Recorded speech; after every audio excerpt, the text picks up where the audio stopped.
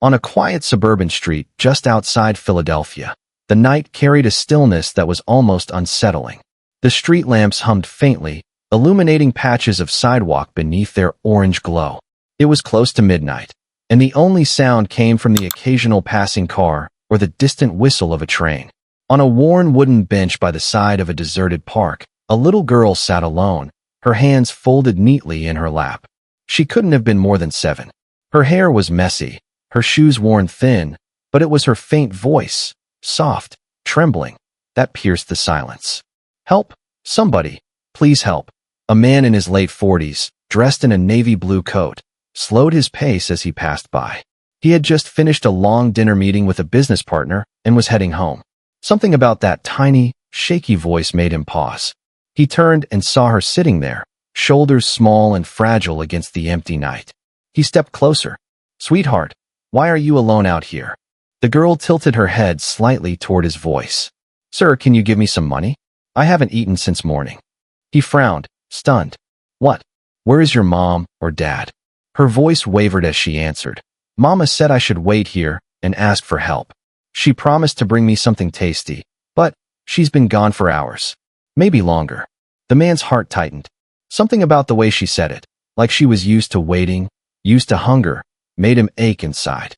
He extended his hand. "Come, I'll take you home." But the girl didn't move. Instead, her small hands clutched the edge of the bench. "No, sir. I can't see." "What?" The man leaned closer, waving his hand carefully in front of her face. She didn't react. Reality struck him hard. She was blind. For a moment, anger flared inside him.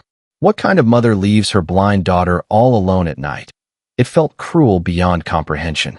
He pulled out his phone and quickly called his assistant, who was just a few blocks away waiting in the car. "Bring some food. Hurry." Within minutes, a young woman approached with a paper bag. She handed the little girl a sandwich and a bottle of water. The child's tiny fingers fumbled at first, then held the food tightly. She ate with the desperation of someone who hadn't seen a proper meal in days. Crumbs spilled down her lap, but her smile was pure and grateful. "Thank you very much," she whispered. Her hand reached into her tattered bag. "Mama left a note inside. She told me to give it, if someone helped me." The man carefully unfolded the paper. The handwriting was shaky, the ink smudged in places. He read silently. "Dear stranger, you must have met my daughter. She is blind, and I don't have much time left due to liver cancer. If possible, please help us." The words hit him like a blow. He swallowed hard, his chest heavy with sorrow. The girl tugged at his sleeve. "Sir, will Mama come back for me?" Before he could answer, a frail figure appeared, limping slowly under the streetlight. A thin woman, her face pale and hollow, hurried toward them. She dropped to her knees and wrapped her arms around the girl. "My sweet child," she sobbed. "I'm here." The man looked at her sharply. "How could you leave your daughter here? What if something bad happened to her?" Tears streamed down her face as she clutched her daughter tighter. "I was desperate," she cried. "Relatives are tired of us. I've sold everything. I'm sick, sir. There's no one left anymore in this world." Her words broke under the weight of despair. The man crouched down, his voice gentler now. "Wipe your tears. I'm deeply touched by your struggle. You should never have to fight this alone." The woman shook her head weakly. "But what can you do? We are strangers to you." He paused, looking at the child resting her head against her mother's shoulder. In that moment, he didn't see strangers. He saw a family that had been failed by everyone else, friends, relatives, society. And he realized that kindness was the only thing that could stand in the gap. "I'll help you," he said firmly. "You'll both get treatment. Your daughter will never have to sit on a cold bench begging for food again." The mother wept harder, unable to speak, while the little girl reached out and touched the man's hand. "Thank you, sir. You sound kind. Mama always told me God sends angels in disguise." For the first time that night, the man felt the weight of his wealth, his comfort, his influence, and how much good it could do. He nodded slowly, silently promising himself he would keep his word. The park was still quiet, but something had shifted. The night no longer felt empty. It held hope.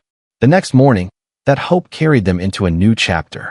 The man arranged for the mother to see specialists at one of Philadelphia's top hospitals. He used his contacts to speed up her treatment process. Though the road ahead was uncertain, she no longer had to walk it alone. As for the little girl, he connected her with a foundation that specialized in education for the visually impaired. They promised her a chance at schooling, a chance at a future. Weeks later, when the girl sat in a classroom surrounded by children like her, she smiled wider than she ever had before. She couldn't see the sunshine outside the windows, but she could feel its warmth. And that was enough. For the man, it was a reminder. Sometimes a simple act of stopping, of listening to a faint cry for help, could change not just one life, but two. And maybe, in a world so full of coldness, that kind of kindness was the one miracle people still had the power to give. Drop a heart if you believe in kindness and second chances.